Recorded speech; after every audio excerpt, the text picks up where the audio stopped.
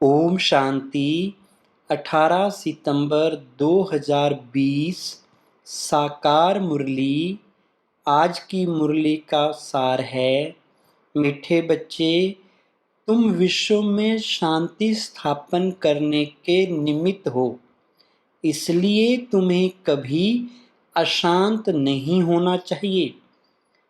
प्रश्न है, बाप किन बच्चों को फरमान बरदार बच्चे कहते हैं? उत्तर, बाप का जो मुख्य फरमान है कि बच्चे अमृत वेले उठकर बाप को याद करो, इस मुख्य फरमान को पालन करते हैं। सवेरे सवेरे स्नान आदि कर फ्रेश होकर मुकर्रर टाइम पर याद की यात्रा में रहते हैं। बाबा उन्हें सपूत व फरमान बरदार कहते हैं, वही जाकर राजा बनेंगे। कपूत बच्चे तो झाड़ू लगाएंगे। ओम शांति। इसका अर्थ तो बच्चों को समझाया है। ओम अर्थात मैं आत्मा हूँ, ऐसे सब कहते हैं। जीव आत्मा है जरूर, और सब आत्माओं का एक बाप है। शरीरों के बाप अलग अलग होते हैं, या भी बच्चों की बुद्धि में है। हद के बाप से हद का और बेहद के बाप से बेहद का वर्षा मिलता है। अब इस समय मनुष्य चाहते हैं विश्व में शांति हो। अगर चित्रों पर समझाया जाए तो शांति के लिए कलयुग अंत, सतयुग आदि के संगम पर ले आना चाहिए। यह है सतयुग नई दुनिया, उनमें एक धर्म होता है तो पवित्रता, शांति, सुख है। उनको कहा ही जाता है हेवन। या तो सब मानेंगे, नई दुनिया में सुख है, दुख हो नहीं सकता। किसको भी समझाना बहुत सहज है। शांति और अशांति की बात यहाँ विश्व पर ही होती है। वो तो है ही निर्वाण धाम, जहाँ शांति अशांति का प्रश्न ही नहीं उठ सकता है। बच्चे जब भाषण करते हैं तो पहले पहले विश्व में शांति का बात ही उठाना चाहिए। मनुष्य शांति के लिए बहुत प्रयास करते हैं, उनको प्राइज भी मिलती रहती है। वास्तव में इसमें दौड़ा दौड़ी करने की बात है नहीं। बाप कहते हैं, सिर्फ अपने स्वधर्म में टिको तो विक्रम विनाश हो जाएंगे। स्वधर्म में टिकेंगे तो शांति हो जाएगी। तुम हो ही एवर शांत बाप के बच्चे। या वर्षा उनसे मिलता है, उनको कोई मोक्ष नहीं कहेंगे। मोक्ष तो भगवान को भी नहीं मिल सकता। भगवान को भी पाठ में जरूर आना है। कहते हैं, कलप कलप कलप के संगम युगे में आता हूँ। तो भगवान को भी मोक्ष नहीं, तो बच्चे फिर मोक्ष को कैसे पा सकते हैं? यह बातें सारा दिन विचार सागर मंथन करने की हैं। बाप तो तुम बच्चों को ही समझाते हैं। तुम बच्चों को समझाने की प्रैक्टिस जास्ती है।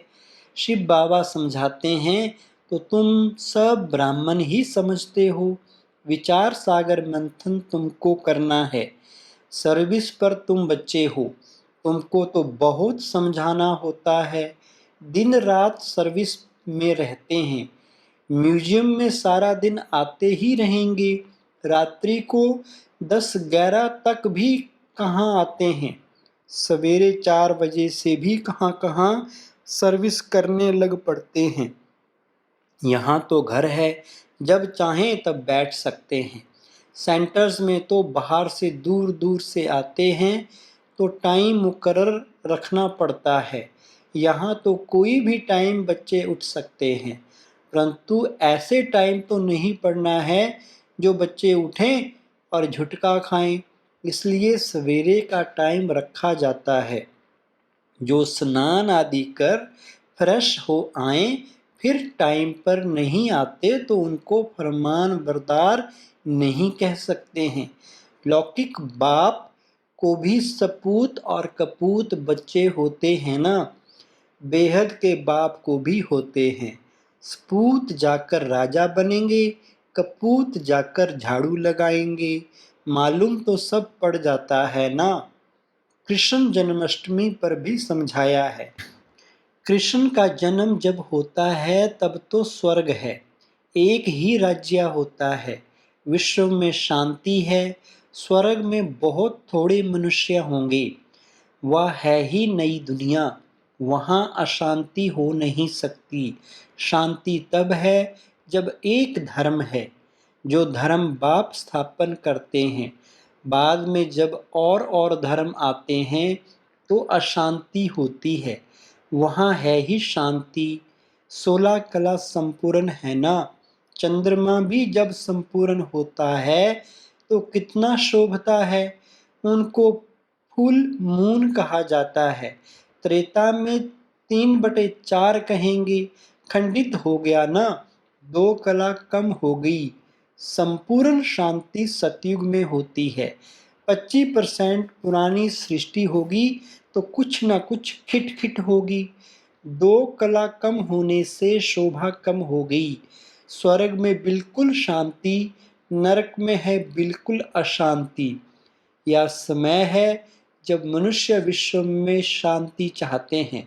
इनसे आगे यह आवाज नहीं था कि विश्व में शांति हो, अभी आवाज निकला है क्योंकि अब विश्व में शांति हो रही है। आत्मा चाहती है कि विश्व में शांति होनी चाहिए। मनुष्य तो देह अभिमान होने कारण सिर्फ कहते रहते हैं विश्व में शांति हो। 84 जन्म अब पूरे हुए हैं, या बाप ही आकर समझाते हैं, बाप को ही याद करते हैं। वह कभी किस रूप में आकर स्वर्ग की स्थापना करेंगे, उनका नाम ही है हेवनली गॉड फादर। या किसको भी पता नहीं है हेवन कैसे रचते हैं। श्री कृष्ण तो रच ना सके, उनको कहा जाता है देवता। मनुष्य देवताओं को नमन करते हैं, उनमें दैवी गुण हैं इसलिए देवता कहा जाता है। अच्छे गुण वाले को कहते हैं ना, या तो जैसे देवता है। लड़ने झगड़ने वाले को कहेंगे या तो जैसे असुर है। बच्चे जानते हैं हम बेहद के बाप के सामने बैठे हैं, तो बच्चों की चलन कितनी अच्छी होनी चाहिए। अज्ञान काल में भी बाप का देखा हुआ है। 6-7 कुटुंब इकट्ठे रहते हैं, एकदम क्षीर खंड हो चलते हैं। कहाँ तो घर में सिर्फ 2 होंगे तो भी लड़ते झगड़ते रहेंगे। तो तुम हो ईश्वरीय संतान, बहुत बहुत क्षीरखंड हो रहना चाहिए। सतयुग में क्षीरखंड होते हैं, यहाँ क्षीरखंड होना तुम सीखते हो तो बहुत प्यार से रहना चाहिए। बाप कहते हैं अंदर में जांच करो, हमने कोई विकर्म तो नहीं किया, किसको दुख तो नहीं दिया। ऐसे कोई बैठकर अपने को जांचते नहीं। यह बड़ी समझ की बात है। तुम बच्चे हो विश्व में शांति स्थापन करने वाले। अगर घर में ही अशांति करने वाले होंगे तो शांति फिर कैसे करेंगे। लौकिक बाप का बच्चा तंग करता है तो कहेंगे या तो मुआ भला। कोई आदत पड़ जाती है तो पक्की हो जाती है। यह समझ नहीं रहती कि हम तो बेहद के बाप के बच्चे हैं, हमको तो विश्व में शांति स्थापन करनी है। शिव बाबा के बच्चे हो, अगर अशांत होते हो तो शिव बाबा के पास आओ, वह तो हीरा है, वो झट तुमको युक्ति बताएंगे, ऐसे शांति हो सकती है, शांति का प्रबंध देंगे। ऐसे बहुत हैं, चलन दैवी घराने जैसी नहीं है। तुम अब तैयार होते हो गुलगुल दुनिया में जाने, या है ही गंदी दुनिया वैशाल्या। इनसे तो नफरत आती है। विश्व में शांति होगी तो नई दुनिया में संगम पर हो नहीं सकती। यहाँ शांत बनने का पुरुषार्थ करते हैं, पूरा पुरुषार्थ नहीं करते तो फिर सजा खानी पड़ेगी। मेरे साथ तो धर्मराज है ना, जब हिसाब किताब चुकतू होने का समय आएगा तो खूब मार खाएंगे। कर्म का भोग जरूर है, बीमार होते हैं वह भी कर्म भोग है ना। बाप के ऊपर तो कोई नहीं है। समझाते हैं बच्चे गुलगुल बनो तो ऊंच पद पाएंगे, नहीं तो कोई फायदा नहीं। भगवान बाप जिसको आधा कल्प याद किया उनसे वर्षा नहीं लिया तो बच्चे किस काम के। परंतु ड्रामा अनुसार यह भी होना है जरूर। तो समझाने की युक्तियां बहुत हैं। विश्व में शांति तो सतयुग में थी, जहां इन लक्ष्मी नारायण का राज्य था। लड़ाई भी जरूर लगेगी क्योंकि अशांति है ना। कृष्ण फिर आएगा सतयुग में। कहते हैं कलयुग में देवताओं का परछाया नहीं पड़ सकता है। या बातें तुम बच्चे ही अब सुन रहे हो। तुम जानते हो शिव बाबा हमको पढ़ाते हैं, धारणा करनी है, सारी आयु ही लग जाती है। कहते हैं ना सारी आयु समझाया है फिर भी समझते नहीं हैं। बेहद का बाप कहते हैं पहले पहले मुख्य चीज तो समझाओ। ज्ञान अलग, भक्ति अलग चीज है। आधा कल्प है दिन, आधा कल्प है रात। शास्त्रों में कल्प की आयु ही उल्टी लिख दी है, तो आधा आधा भी हो नहीं सकते। तुम्हारे में कोई शास्त्र आदि पढ़े हुए नहीं हैं तो अच्छे हैं। पढ़े हुए होंगे तो संशय उठाएंगे, प्रश्न पूछते रहेंगे। वास्तव में जब वानप्रस्थ अवस्था होती है तो भगवान को याद करते हैं, कोई न कोई की मत से। फिर जैसे गुरु सिखलाएंगे भक्ति भी सिखलाते हैं। ऐसे कोई नहीं जो भक्ति ना सिखलाएं। उनमें भक्ति की ताकत है, तब तो इतने फॉलोअर्स बनते हैं। फॉलोअर्स की भक्त पुजारी कहेंगे।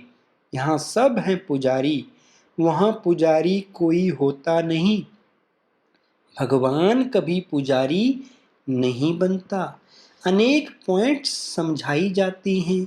धीरे धीरे तुम बच्चों में भी समझाने की ताकत आती जाएगी। अभी तुम बतलाते हो कृष्ण आ रहा है, सतयुग में जरूर कृष्ण होगा, नहीं तो वर्ल्ड की हिस्ट्री ज्योग्राफी कैसे रिपीट होगी। सिर्फ एक कृष्ण तो नहीं होगा, यथा राजा रानी तथा प्रजा होगी ना। इनमें भी समझ की बात है। तुम बच्चे समझते हो, हम तो बाप के बच्चे हैं। बाप वर्षा देने आए हैं। स्वर्ग में तो सभी नहीं आएंगे, ना त्रेता में सब आ सकते हैं। झाड़ आहिस्ते आहिस्ते वृद्धि को पाता रहता है। मनुष्य सृष्टि रूपी झाड़ है, वहाँ है आत्माओं का झाड़। यहाँ ब्रह्मा द्वारा स्थापना, फिर शंकर द्वारा विनाश, फिर पालना होती है। अक्षर भी या कायदे सिर बोलने चाहिए। बच्चों की बुद्धि में यह नशा है। या सृष्टि का चक्कर कैसे चलता है, रचना कैसे होती है। अब नई छोटी रचना है ना, या जैसे बाजोली है। पहले शूद्र हैं अनेक, फिर बाप आकर रचना रचते हैं ब्रह्मा द्वारा ब्राह्मणों की। ब्राह्मण हो जाते हैं चोटी। चोटी और पैर आपस में मिलते हैं। पहले ब्राह्मण चाहिए। ब्राह्मणों का युग बहुत छोटा होता है, पीछे हैं देवताएं। या वर्णों वाला चित्र भी काम का है। या चित्र समझाने में बहुत इजी है। वैरायटी मनुष्यों का वैरायटी रूप है, समझाने में कितना मजा आता है। ब्राह्मण जब हैं तो सब धर्म हैं। शूद्रों से ब्राह्मणों का सैपलिंग लगता है। मनुष्य तो झाड़ के सैपलिंग लगाते हैं, बाप भी सैपलिंग लगाते हैं जहाँ विश्व में शांति हो। अच्छा, मीठे मीठे सिकिलधे बच्चों प्रति माता पिता बाप दादा का याद प्यार और गुड मॉर्निंग। रूहानी बाप की रूहानी बच्चों को नमस्ते। हम रूहानी बच्चों की रूहानी बाप दादा को नमस्ते। धारणा के लिए मुख्य सार है, नंबर 1, सदा स्मृति रखनी है कि हम हैं ईश्वरीय संतान। हमें क्षीरखंड होकर रहना है, किसी को भी दुख नहीं देना है। नंबर 2, अंदर में अपनी जांच करनी है कि हमसे कोई विकर्म तो नहीं होता है। अशांत होने तथा अशांति फैलाने की आदत तो नहीं है। आज का वरदान है, एक बाप दूसरा ना कोई। इस स्मृति से बंधन मुक्त योग युक्त भव। विस्तार है, अब घर जाने का समय है, इसलिए बंधन मुक्त और योग युक्त बनो। बंधन मुक्त अर्थात लूज ड्रेस, टाइट नहीं। ऑर्डर मिला और सेकंड में गया। ऐसे बंधन मुक्त योग युक्त स्थिति का वरदान प्राप्त करने के लिए सदा या वायदा स्मृति में रहे कि एक बाप दूसरा ना कोई। क्योंकि घर जाने के लिए व सतयुगी राज्य में आने के लिए इस पुराने शरीर को छोड़ना पड़ेगा। तो चेक करो, ऐसे एवर रेडी बने हैं या अभी तक कुछ रस्सियां बंधी हुई हैं, या पुराना चोला टाइट तो नहीं है। स्लोगन है, व्यर्थ संकल्प रूपी एक्स्ट्रा भोजन नहीं करो तो मोटेपन की बीमारियों से बच जाएंगे। ओम शांति।